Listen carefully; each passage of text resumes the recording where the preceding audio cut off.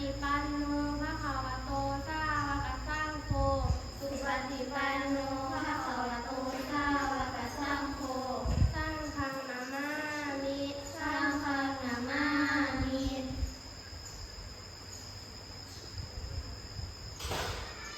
นะโมตัสสะภะคะวะโตอะระหะโตสัมมาสัมพุทธัสสะ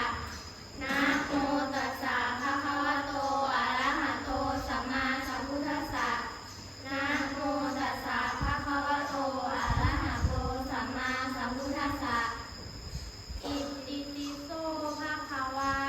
อะระหังสัมมาสัมพุทโธวิชชาจารณสัมปันโนสุขโตโลกวิทู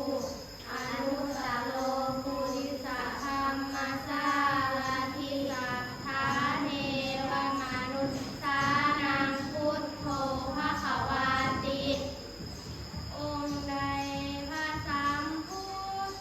สุวิสุทธัสสันดานตัดมูกิเลสมันบ่มีมนต์มีมองมัวหนึ่งในพระไทยทานก็เบิกบานคือดอกบัวนาทีบ่พันพัว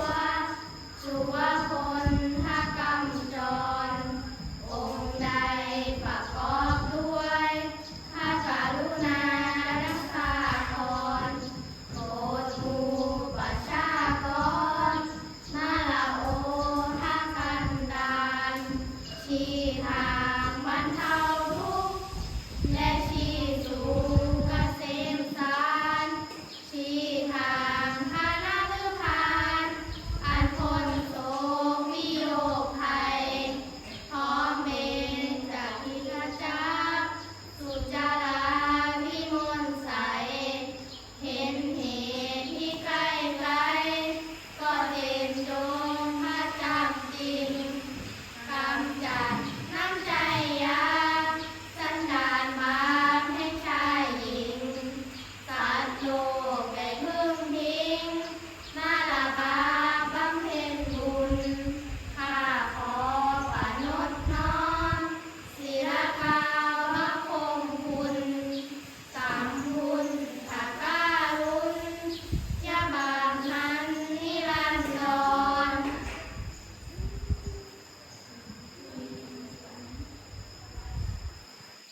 สวากขาโตภควตาธัมโมสันทิฏฐิโกอาการิโกเอหิปัสสิโกโอปานายิโกปัจจัตตังเวทิตุวิญโยหิติธรรมะคือคุณากรส่วนชอบสาธรดุจดวงปฏิชัชวาลแห่งองค์พระศาสดาจารย์สองสัตว์สันดานสว่างกระจ่างใจมนทำใดนับโดยนับคนเป็นแบบหุ่นยนต์และก้าวนับทางนั้นคานสมยาลุกรอนพิสดารอันลึกโบราณที่สูตรพิเศษสุขใสกี่คำต้นทางคันไลนาขนานทางไทยปฏิบัติปฏิยัติเป็นสองคือทางดำเนินอุจพองให้ดวงลุกปองยังโลกอุดรโดยตรงข้าขอโอนอ่อนอุตมงโน้มทำจำนงด้วยจิตและกายวาจา